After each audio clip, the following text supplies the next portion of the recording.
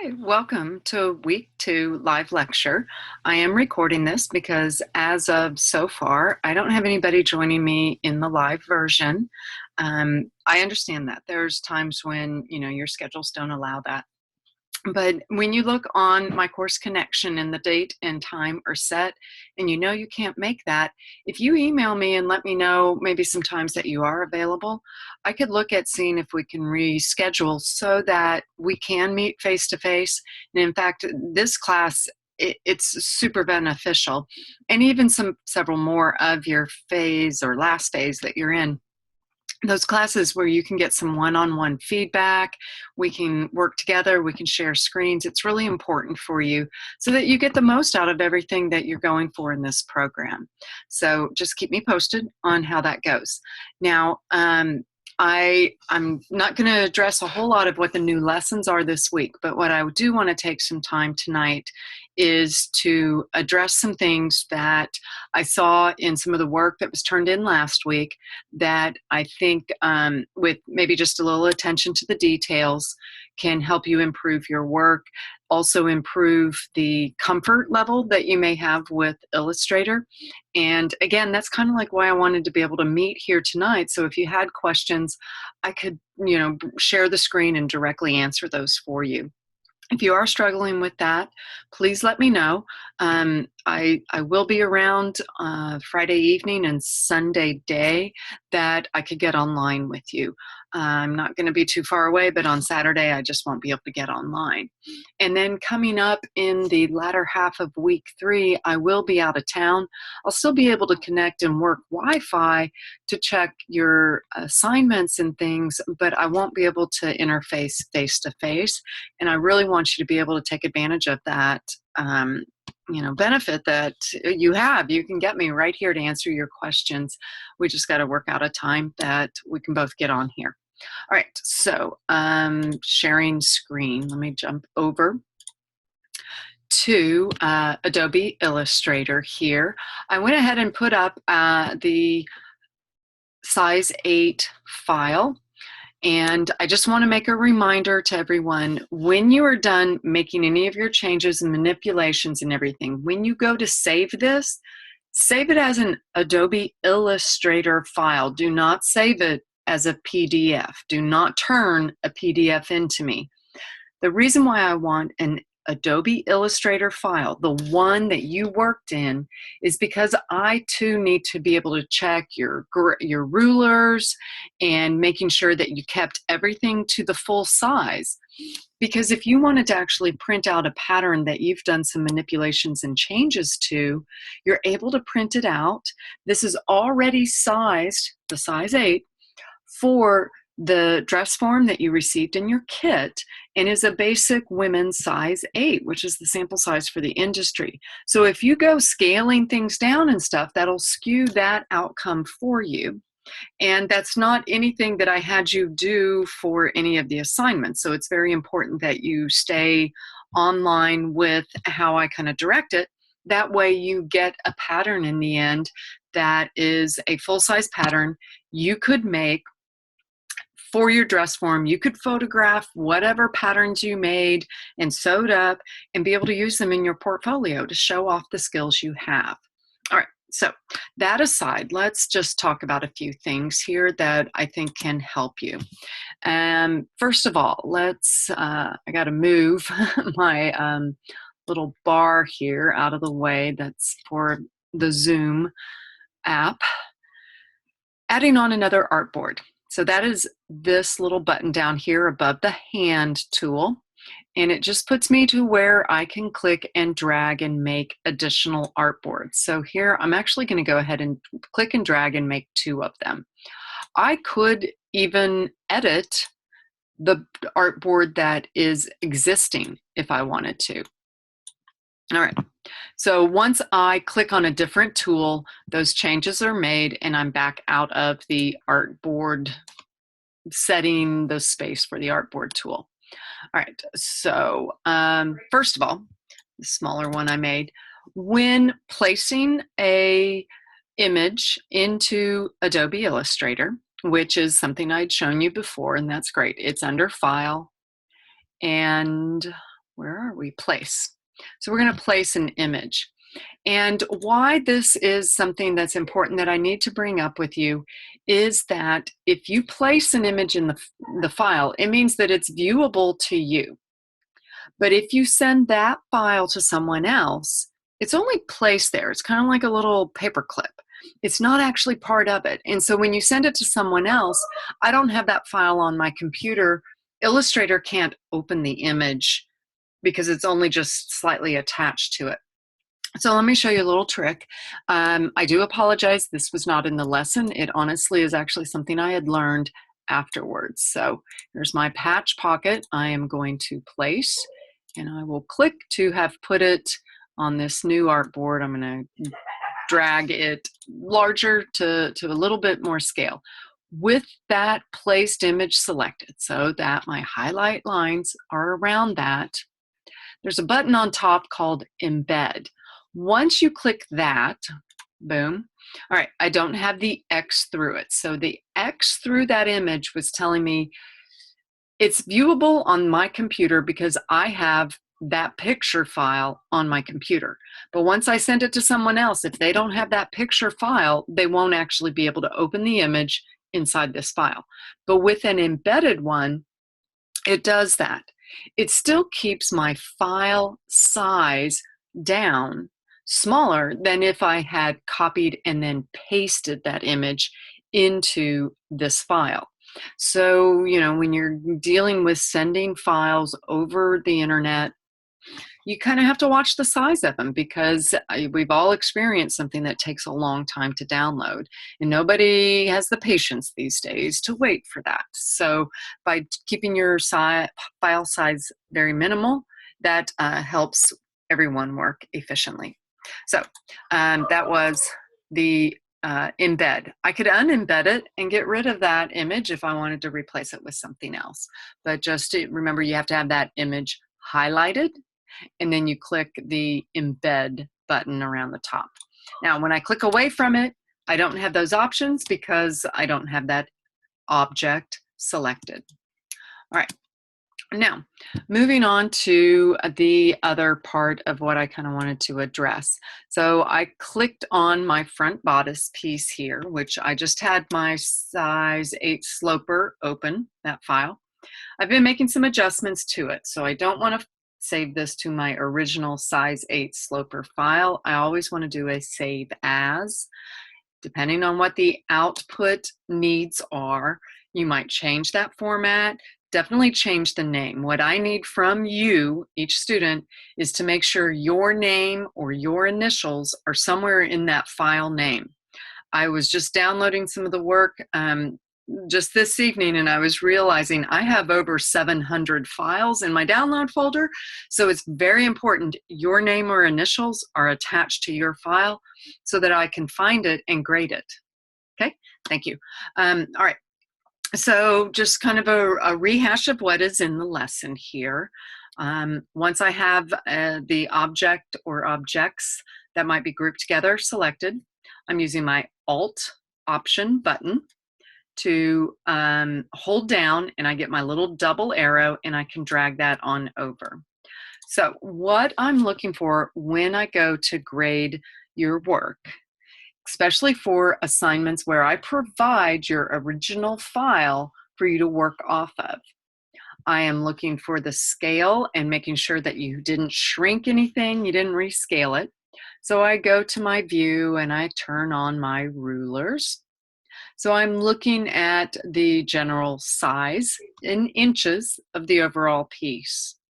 Other things I am looking for are that the shape of the neck, the shape of the armhole stay consistent, because in some of those manipulations you had last week, those should not have changed. They should have remained the same.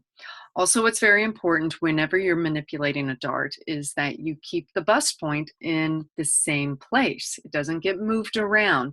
So you got to kind of watch when you're moving items. In this case, when I select this, it selects everything in the group. And if I want to know something's grouped, when I make that selection, I notice everything's highlighted, the grain line, the bust point, the text, the notch, all of that. I can also go up here to Object, And I can see that group is grayed out. It's not an option for me. That means it's already grouped. I can actually ask the computer program to ungroup it. Let me actually select our copy. That's the one I want to ungroup. Okay. Now when I select one piece of all those things that were part of the full bodice piece, I get that. In this case, I get the outline. If I click there, I get only my notch. If I click here, I get my bust point. If I click there, I get my text. There, I get my grain line arrow. So now they're ungrouped. They're separate pieces. I can make some manipulations. So in this case, I'm just going to do kind of a quick little change for you all here. I'm moving my textile away. I am going to use my dart point as my pivot point. And I want to be able to close this dart and transfer that space of that dart, the excess of that dart, up to my mid shoulder. So I am going to put a point, and I'm just eyeballing it at this venture, about the midpoint of my shoulder seam. So I've added a point to that line with the pen. Whoop, there we go. Add an anchor point. All right. Now I actually need to cut that apart, and that's my scissors tool. It's buried underneath your eraser tool. Also notice in the parentheses at the side, it tells me what my keyboard shortcut is. So I can click on that point. Doesn't change the look here, but that long segment was now separated into two halves. All right. The next thing I want to do is cut this point and this point, so that I'm getting my direct select tool. So I only select that one single point right there. And both of my dart legs are highlighted with that selection. When you select a single point, the segment on either side of that point is also part of your selection. I'm going to delete those. So now I have an open space from here to here. And I want to rotate all of these pieces or these points on this half of the garment to close this, rotating from here and opening at that point. So let's see what that looks like. Tell you what, I'm going to get this out of the way for a moment. And I'm going to need my direct select tool. And I'm going to drag around this portion of the bodice. And I can tell I have these selected because notice these anchor points are a solid point. This one is not, and I need it to be. And to add it to my selection, I'm holding down my Shift key, and I will click that. All right, so that's what I want to move, all those points and segments in between. I need to rotate it. I'm using my rotate tool. Now, the rotate tool always drops its rotation pivot point at the center of the selection. But in this case, I want the pivot point to be the bust point. And so my first click can be where I want to set that. So I reset it, single click, finger up off my mouse button, and that's where it's all going to rotate. Now I can grab, click, hold, and drag my mouse, click, hold, and drag, and I'm dragging until this point meets that point. And from here, I'm going to have to kind of eyeball that just because I'm so zoomed so far out. Let's, we'll zoom in a little bit. And I'm fairly close. And in fact, I can probably, I'm using my arrow keys on my keyboard to kind of nudge that up. It was just off, honestly, on the scale of things, that was off barely 1/8 of an inch. So I was just shifting it up. And overall, we're in pretty good shape here. So I'm going to zoom back out. So this is the space of my new dart. But my new dart needs to come in towards my bust point. So I can use my pen tool by hovering close to a point. See how the the icon next to the pen icon changes. That asterisk means that's a new drawing. If I get close to an existing point, I get a slash line. That means I'm going to pick up drawing at that last point, continuing on that path. And so I will click there. Now, we don't want our dart point to end on our bust point, but we will be just slightly outside of that, and that's about 5/8 of an inch. And I will do a click, and then I will click up here to close my path. And you can see that by the icon changing again. I move away, there's no icon next to the pen. When that appears, that means I'm closing the path. And a closed path allows us to be able to offset that path so that we can give it a seam allowance. So I'm still in my pen tool. I can tell by my icon, and I can tell by looking over here at the highlighted pen in the toolbox. And click on my selection arrow. I'm going to just click away from everything for a moment to deselect it for a second. I will now click on the path of the outer shape for my bodice. Let me zoom out just a little bit there so that we can see that. There we are. Offset path. That's how you do the seam allowance. And we will come up to Object, down to the word Path, Offset Path. And it gives us the default to set that distance. Remember, we are doing 1/2 inch, so 0.5. If you have all your scale factors set up just the right way, if you need a refresher on that, go to the very beginning of the review part in your lessons in week 1. And it's part of the review of just Adobe Illustrator in general. And I will click 0.5. Okay. Now, there's something going on here, which is the fact I did not close or join those anchor points down there.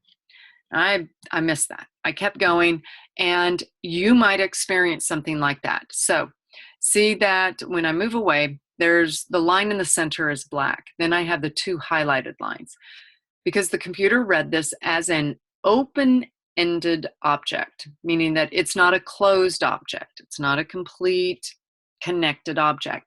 So it offset the path on the inside and the outside. So I can actually just get rid of that inside line. Maybe. The reason why I'm not seeing it right now is because my center, my actual shape here of my bodice has a solid fill. If I make that a nothing fill, now I can see that line that was underneath that. So I click on that offset path. Now they are put on there as 2 paths that are grouped. Actually not grouped, they are what's called a compound path. So I can tell it to let go of that compound. Remember, compound, like a compound word, is 2 words. In this case, it's 2 paths. So I'm going to release that, and it's going to allow me to pick just the inside one. That's not where I want my seam allowance. I'm going to delete it. The outside one is my seam allowance. That middle line happened to be the stitch line of what my bodice should be. And that's the line that we want to change over to a dashed line. Use your tool panels over here. The stroke panel, which is like 3 lines, each getting a little bit thicker. And if I click on dashed line, and I prefer the 2, push enter, and that should be the case here. Actually, I think that in these, we made them a little bit bigger. I don't remember what they were in the assignment. But now you can see that that's the dotted line. That gives the impression that's where the sewing machine would sew. Then you have your seam allowance distance. So those are some of the things I'm looking for when assessing your assignments. First of all, that you are using the sloper file that is provided for you for that lesson. For most of them this week, I'm already providing you the torso, the bodice. Sorry, not the torso, the bodice piece. In another lesson about sleeves, I'm providing you the sleeve file. Another one in next week, I'm providing you the files. The skirt file, I'm providing you that. I do not want that to actually change by you scaling it down or up. I need it to stay the same. I am looking for, are you being able to use your editing tools to cut, rotate, put back together, apply your offset so that these distances, if you put in 1/2 inch, it should consistently be a 1/2 inch outside this line. And I can tell if it's not done that way, they won't stay consistent. Other things I'm looking for, especially like on the bodice, that the armhole curve, we never changed that armhole at all. It should remain the same curve. The neck curve. In this case, we didn't change the neckline at all either. And when closing up any of my waist darts, I should have a pretty narrow bottom edge. It should not be straight across, much like the opening that looked like for when we divided the dart into 2 places. So please just keep those things in mind. Here we go, and I can move the text back into place however it fits on my image there. All right, those were some of my tips for today. Making sure you know how to offset, group, ungroup, embed placed files, make copies, make your artboards. You can actually notice how this one now, because of the angle of everything, that artboard's a little small. If I go and click on my artboard tool, I can change the size of that artboard and adjust it so that pattern all fit on the printable space. I feel like there was one other thing I wanted to bring up, but right now I can't think of it. If you do have questions, oh, I did think of it. Let me bring this over here. One last tip before we go. Let me get the right screen in the background ready.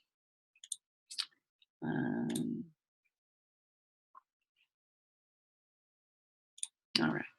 Okay, sharing the screen for my course connection. So here is week 2, and you have some lessons for style lines, facings, and sleeves and skirts. The style lines, the exercises are actually no different than what you did by hand, but now you're going to do it on the computer. If you notice, some of the dart manipulations were things you did by hand in your first pattern making class. Now you just learned how to do the same manipulation on a computer. So you were doing the same thing, you're just learning how to do it a different way. Now, under your lessons, and sorry I don't have it written for everything, but I do know that I have it for your first lesson this week, which is style lines.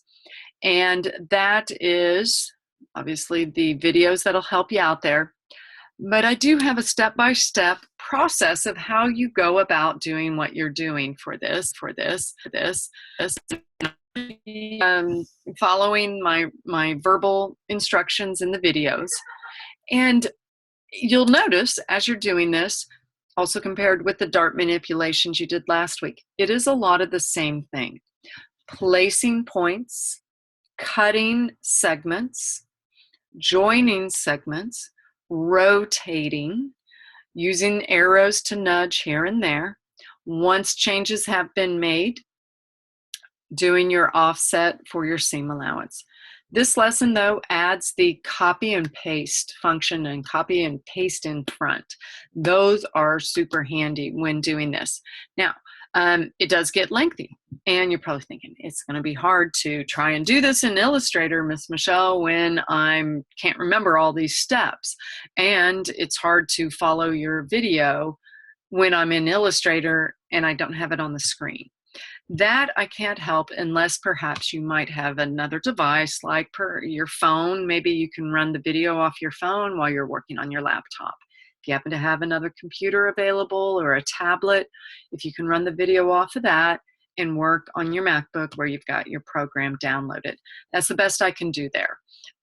Or watch a step, stop the video, go over to my course or to Adobe Illustrator, perform just that step.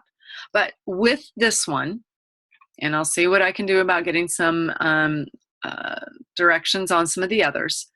But when you're in what this is called the book, table of contents, and you are on the style lines, if you go up to your gear up here and click, you can print the whole book or you can print just this chapter. And if you have a printer, obviously you would need that, comes in handy and it'll print it out. That way you have a paper form right there in front of you as you listen to a video, as you are working the steps through Adobe Illustrator. So hopefully that too may help you out on that. Again, as you can see, it gets lengthy instructions here. I was able to do this one. It's early, it's the first lesson in this week. So like I said, as you do these repetitive steps like add points, delete points, cut segments, rotate portions or segments, paths, you rotate them, you join them, you group them, you offset them, you copy, you paste in front. These are repetitive steps that you do in order to make the pattern. So I'm just saying, I hope that helps, and those order of operations in that will also help and apply to your other designs. Even though they're different shapes, it's still kind of the same process. At a point where you want to make a change, cut the pattern where you want to make a change, move the parts apart, or move the parts by establishing your rotate point, your pivot point, and rotating the selected path that you want to do, which is usually only a portion of the pattern. So that's it in a general sense. If you have questions, please reach out to me, email me. Let's see if we can touch on a time that we can get together. And I'd like to see what you're trying to do on screen, and I can give you some direction, and you will be up and running much faster than struggling through it and hating Adobe Illustrator in the process. I don't want you to do that. It actually is a lot of fun and can really help you with your pattern making. Well, thank you all for listening. I know it was a lengthy lecture tonight. Y'all have a good evening. Good luck with everything. Again, don't hesitate to contact me. Bye.